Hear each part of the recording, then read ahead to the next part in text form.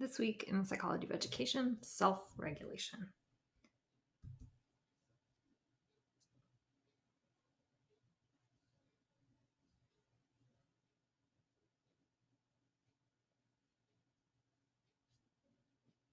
We can think about self-regulation in contrast to a term we don't often use, but is common in education, that of other regulation or teacher-guided regulation or parent-guided regulation. This week, we're talking about self-regulated learning in the sense that you, as the learner, are directing your own actions, motivation, beliefs, processes, as opposed to somebody else making the decisions for you about what do you do next, when do you stop, when do you start, when do you continue, when do you decide that you need to go back. So to start off, I want you to think about when you think about someone who's really well self-regulated in their studies, what are some characteristics that you think about? Maybe you can name a friend, a sibling, a parent. Maybe it's you who feels like, oh yeah, this person is really well regulated in their studies. In research, what we often think about are a number of characteristics, and I'll list a few here. We think about someone who's taking personal responsibility for their learning, someone who's setting goals, taking initiative, accepting responsibility for outcomes,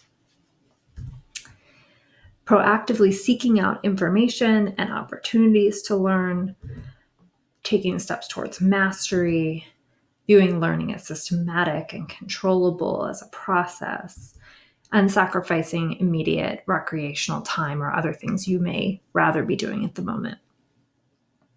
So what we see here are a lot of words around around responsibility, around initiative. We see words around goals and goal-driven learning, taking these steps towards mastery.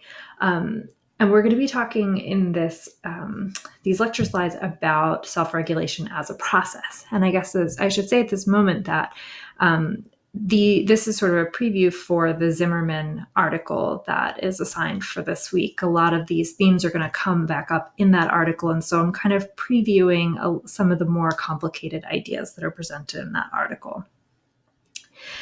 So when we think about self-regulation, here many of these words we're thinking about like learning related goals, but it's important to keep in mind that students don't just have academic goals. We're also regulating our well-being, our social goals, our relationships with other people. And I think particularly with the pandemic situation and online learning and all of the changes that have happened, we can think a lot about all of these goals as well that are not necessarily academic, but also contribute to our learning. You may be seeking to maintain your relationships with peers, and you may be self-regulated or not in maintaining those relationships. And in doing so, that may or may not conflict with the academic goals and learning that you have. And so I say all this too, I mentioned I really like this quote because it reminds us that even if students don't seem self-regulated in terms of their learning or their academic development, that doesn't mean that they don't have goals that they're working towards. Short definition of self-regulation. I'm going to keep kind of hammering this in. Self-regulation is a process. All of the research on self-regulated learning suggests that it's not just a thing you have or don't, but it's a sequence of phases, stages, steps that you sort of iteratively go through again and again every time you're working on something towards which you're learning. And you may spend more time in certain phases of the process than others, but that you're working in this process of self-regulation sort of before the task, during the task, after the task, with the sort of end goal in mind. And so self-regulation is this process whereby learners systematically organize and direct thoughts, feelings, and actions to attain a goal. And so I want to talk about 3 different types of processes, not to confuse them with the 3 types of phases that I'll be mentioning in a moment. But because these multiple types of processes, these 3 different types of processes I'm going to show you, we can think about them as happening at each of the 3 phases before, during, and after, those being the phases. So we have what we call metacognitive processes, motivational processes, and behavioral processes.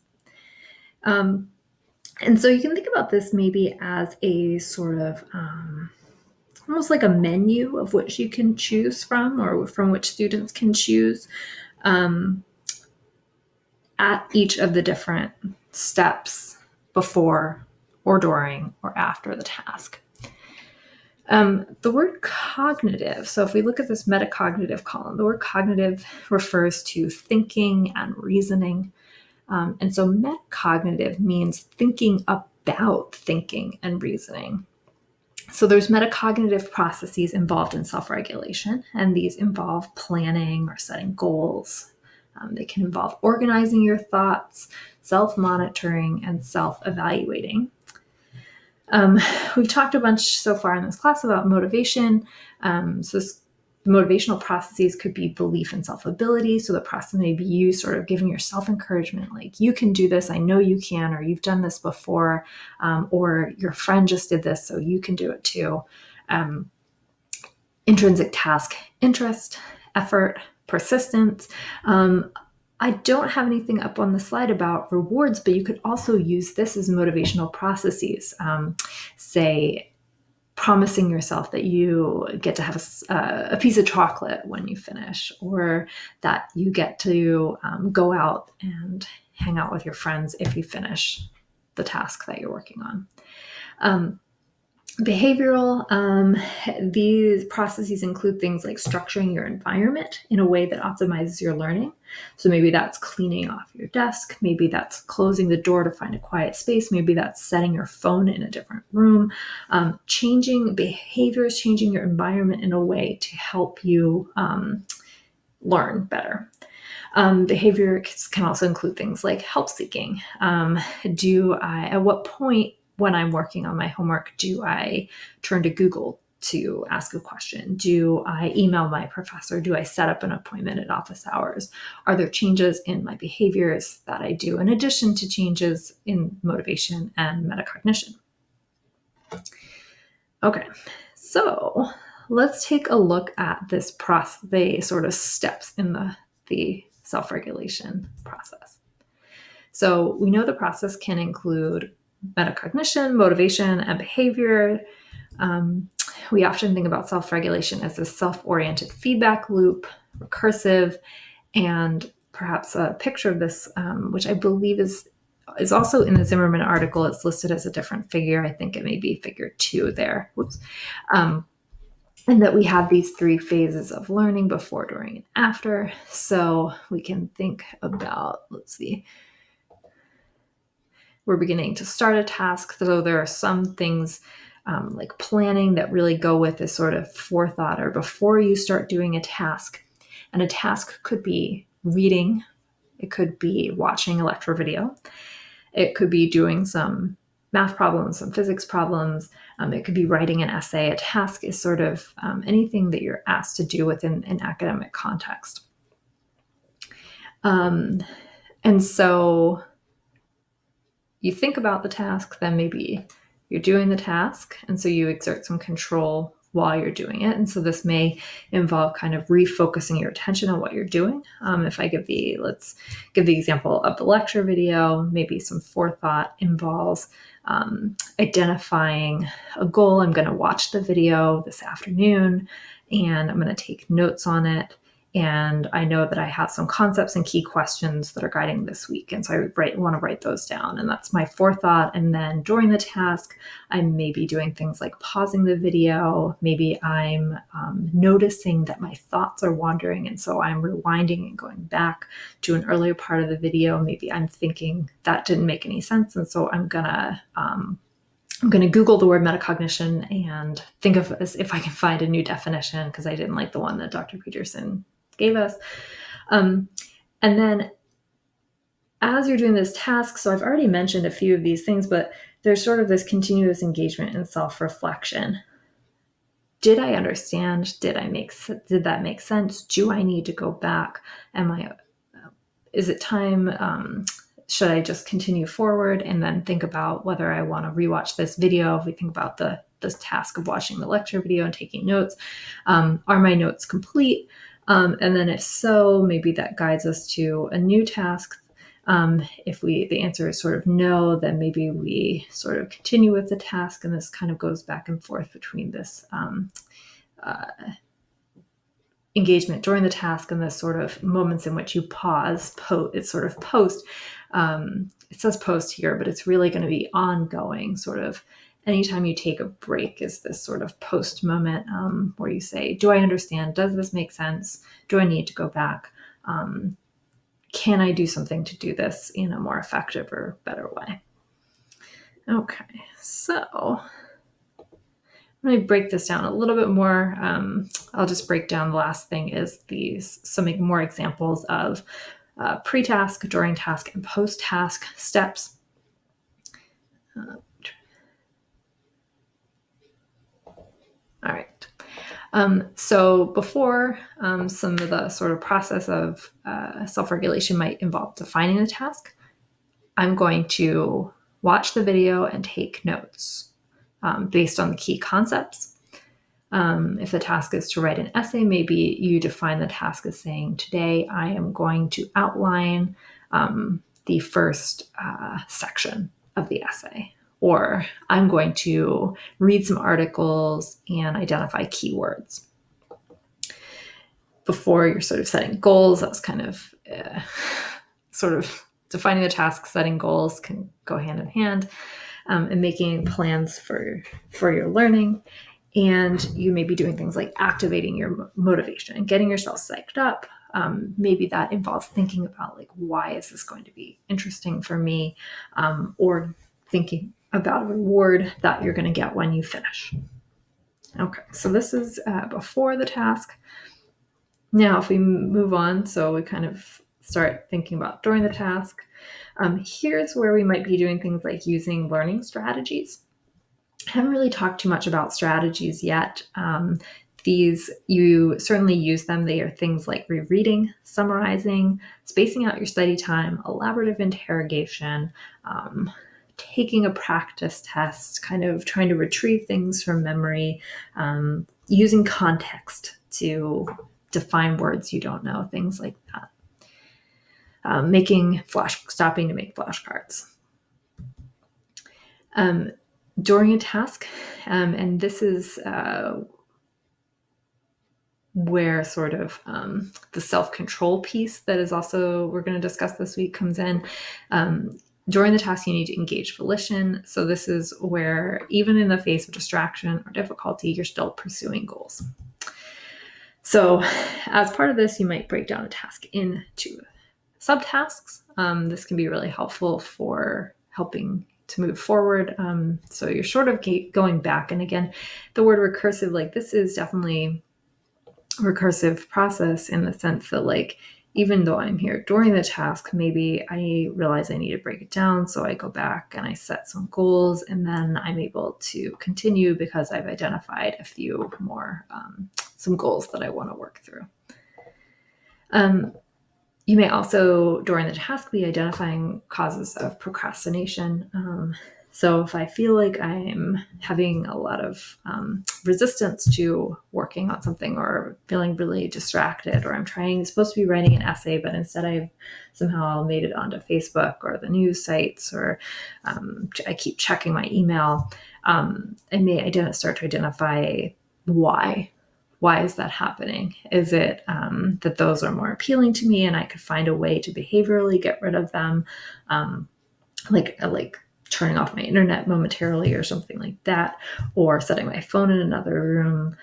Or is it that this essay seems really difficult or really stressful, and so maybe that's a different cause of procrastination that I'm able to say, I think I am checking my email because I'm finding this really difficult and I could avoid that by breaking the task down more or by talking through my topic with a friend, something like that. During the task, we also use metacognitive monitoring. So this is making assessments of how difficult something is and judgments of learning. This is where we want to try to be as accurate as possible in order to say, yes, I need to go back and keep looking at this, or I already know this and I can go on and study the next thing. And then we are adapting, and really self-regulation, this whole process is an adaptive process. But we can think about during the task, we're adapting our learning strategies. So if I think I need to go back and reread something and I reread that paragraph and I'm like, that still doesn't make sense to me. Maybe it's that I change my strategy and say, I need to identify the words that I don't know in this paragraph and look them up and try to write down a new definition for myself, or replace the challenging vocabulary words with words that I do understand. And so I've been encouraging many of you to adapt your learning strategies when you're taking notes each week by asking you questions about how you are learning and what sort of your note-taking style means for your learning. And many of you have been adapting by doing things like trying elaborative interrogation, testing out, spacing out your study time, and other different strategies. Okay, so we now have the last step, self-reflection, or this post-task. And so self-regulation involves you making evaluations and judgments of your understanding, not necessarily relying on evaluations or grades, although that can come into play, obviously. You may make judgments about the efficiency and effectiveness of your learning and adjusting future motivational beliefs and strategies. And the last thing I guess I'll say here is, so again, this lecture video is that this process could happen on a large timescale or a really fast timescale.